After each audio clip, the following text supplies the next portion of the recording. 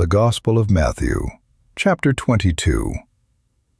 Jesus answered and spoke to them again in parables, saying, The kingdom of heaven is like a certain king who made a wedding feast for his son, and sent out his servants to call those who were invited to the wedding feast, but they would not come. Again he sent out other servants, saying, Tell those who are invited, Behold, I have prepared my dinner. My cattle and my fatlings are killed, and all things are ready. Come to the wedding feast. But they made light of it, and went their ways, one to his own farm, another to his merchandise. And the rest grabbed his servants, treated them shamefully, and killed them. When the king heard that, he was angry, and sent his armies, destroyed those murderers, and burned their city.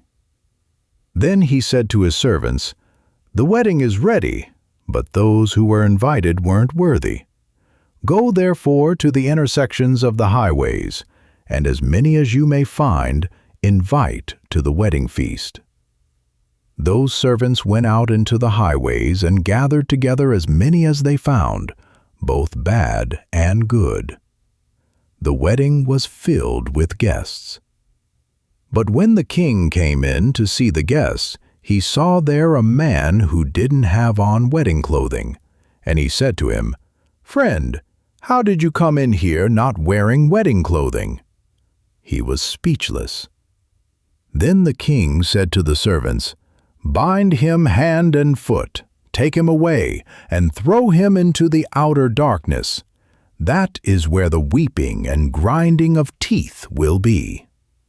For many are called, but few chosen. Then the Pharisees went and took counsel how they might entrap him in his talk.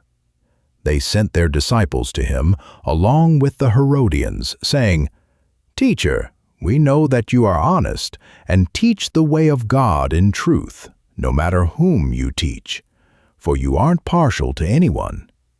Tell us, therefore, what do you think? Is it lawful to pay taxes to Caesar or not? But Jesus perceived their wickedness and said, Why do you test me, you hypocrites? Show me the tax money. They brought to him a denarius. He asked them, Whose is this image and inscription? They said to him, Caesar's. Then he said to them, Give therefore to Caesar the things that are Caesar's, and to God the things that are God's. When they heard it, they marveled, and left him and went away. On that day Sadducees, those who say that there is no resurrection, came to him. They asked him, saying, Teacher, Moses said, If a man dies having no children, his brother shall marry his wife, and raise up offspring for his brother. Now there were with us 7 brothers. The first married and died, and having no offspring left his wife to his brother. In the same way the second also, and the third to the 7th. After them all the woman died.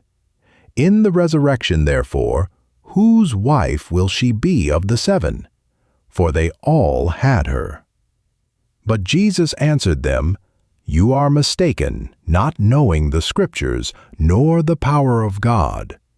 For in the resurrection they neither marry, nor are given in marriage, but are like God's angels in heaven. But concerning the resurrection of the dead, haven't you read that which was spoken to you by God, saying, I am the God of Abraham, and the God of Isaac, and the God of Jacob. God is not the God of the dead, but of the living.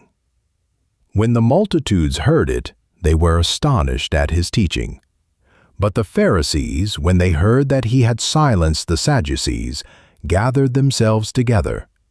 One of them, a lawyer, asked him a question, testing him. Teacher, which is the greatest commandment in the law? Jesus said to him, You shall love the God your God with all your heart, with all your soul, and with all your mind. This is the first and great commandment. A second likewise is this: you shall love your neighbor as yourself. The whole law and the prophets depend on these two commandments. Now while the Pharisees were gathered together, Jesus asked them a question, saying, "What do you think of the Christ?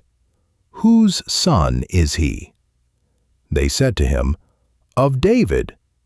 He said to them, "How then does David in the Spirit call him Lord, saying, 'The God said to my Lord, sit on my right hand, until I make your enemies a footstool for your feet'?